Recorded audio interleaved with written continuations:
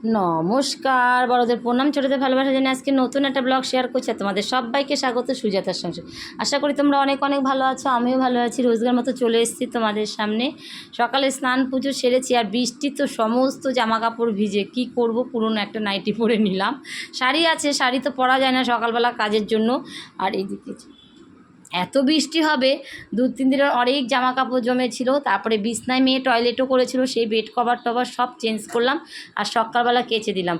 তো এদিকে আমি স্নান টান করে পুজো টুজো সেরে চলে এসেছি তাল নিয়ে। তালটা অনেক দিন আগের এনেছিল, তাই পাকেনি বলে পেকেছে, তাই আজকে ভাবলাম তালটা গুলিয়ে ফেলি।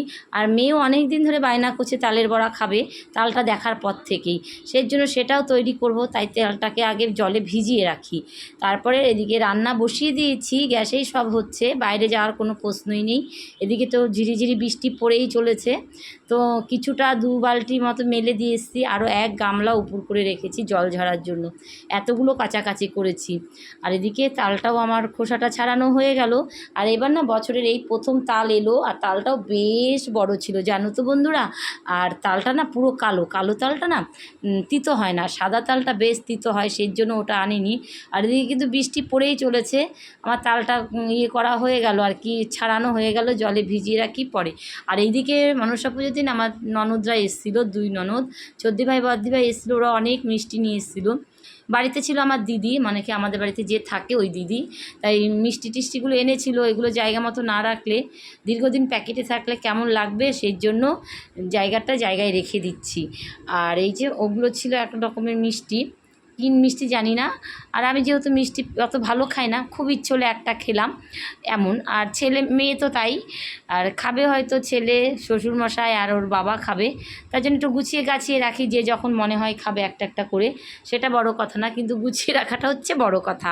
তাই মিষ্টিগুলো গুছিয়ে রাখছি। দিদি অনেক কিছু এনেছিল, আমরা জানতাম না ওরা আসবে যে। আর আমরা গেছিলাম আমার ভাসুরের মেয়ের বাড়ি, সেই জন্য ওরা এসেছিলো বিকেলে, যদিও বেশি থাকে না, সবাই শুনলাম, বাড়িতে এসে শুনলাম সকলে এসেছিলো।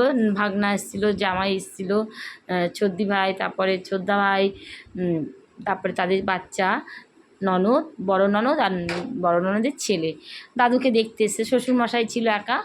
তারপরে তো এগুলো এনেছে, এগুলো গুছিয়ে গাছিয়ে রাখতে হবে, রেখে টেকে তালটাকে ভিজিয়ে রেখেছি। তারপরে করবো, দিকে রান্নাও হয়েছে, মাছ আসতে দেরি হবে বলে আর অপেক্ষা করলাম না। এটা রবিবারের ভিডিও, তাই ডিমের অমলেট করে ঝোল করলাম। ডাল আছে আগের দিনের মুগ ডাল, তারপরে একটা তরকারি, আরও একটা তরকারি ছিল।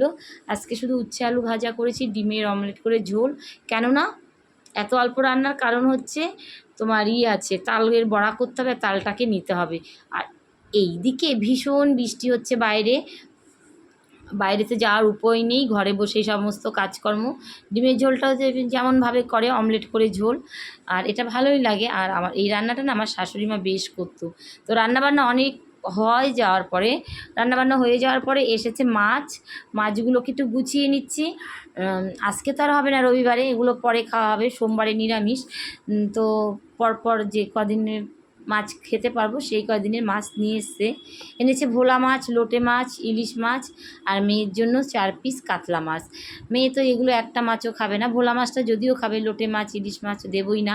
খাওয়ানো খেতে পারবে, কিন্তু কাটা বাছাটা অনেকটা সমস্যা, সেই কারণে আমি বলেছি আমি ওই মাছ খাওয়াতে পারবো না। তারপর ওর বাবা মেয়ের জন্য আবার মাছ এনেছে। তো এগুলো গুছিয়ে গাছিয়ে সমস্ত মাছ বাজার সমস্ত গুছিয়ে ঘরে রাখার পরে এই যে তাল ঘষতে চলে এসেছে, কিছুটা হয়েছে। আর এত সুন্দর নরম হয়েছিল, বেশ লাগছিল করতে, কিন্তু খেতে যতটা ভালো লাগে কিন্তু করতে ভীষণ কষ্ট লাগে, যেহেতু আমাকেই করতে হয় একা, আর বাচ্চারা খাবে সেই যে কারণেই করা। বছরের প্রথম ফল এনেছে, তালের বড়া করবো না তা তো কখনো হয় না, তাই তালের বড়া করব। তালগুলো রেডি করে নিয়ে আর কি গ্যাসে কিছুটা জ্বালিয়ে নেব, জ্বালানোর পরে আর বাদ বাকিটা দিয়ে বড়া হবে। নারকেলও ছিল একটা, জন্মাষ্টমীর জন্য রেখেছিলাম, তো তালের বড়ার মধ্যে নারকেল না দিলে ভালো লাগে না, সেই নারকেলটাও কেটে নিলাম। আর এই যে আর একটা রয়েছে, এক টুকরো দিয়েছি আর এক টুকরো রয়েছে।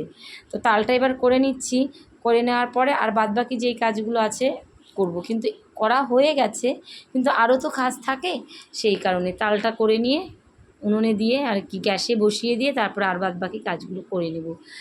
আর বৃষ্টি হচ্ছে, বৃষ্টি আর এত কাছাকাছি, কবে শুকোবে কিছুই বুঝে উঠতে পারছি না। সেই জানি না কবে কি হবে।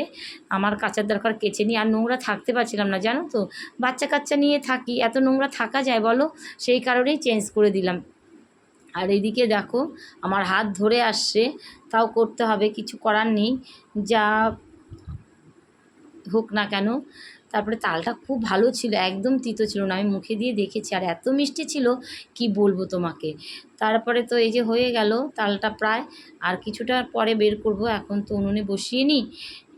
আর আগে না আমার বাপের বাড়িতে দেখতাম পাশের বাড়ির থেকে নিয়ে আসতো ওই যে লোহার তারের মধ্যে, কাঠের মধ্যে দিয়ে করে না, ওইটাতে তাল ভালো হয়, কিন্তু ওটা এখন কোথায় পাবো?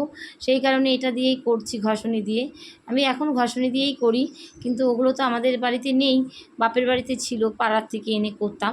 তারপরে তালমাল রেডি করে গ্যাসে বসিয়ে দেব, দেওয়ার পরে এই যে দুপুরবেলা আর কি না, সরি, মেয়ের আবৃত্তির ক্লাস থেকে এসে মেয়ে তো আমাকে মাথা খেয়ে নিল, মা কখন করবে কখন করবে।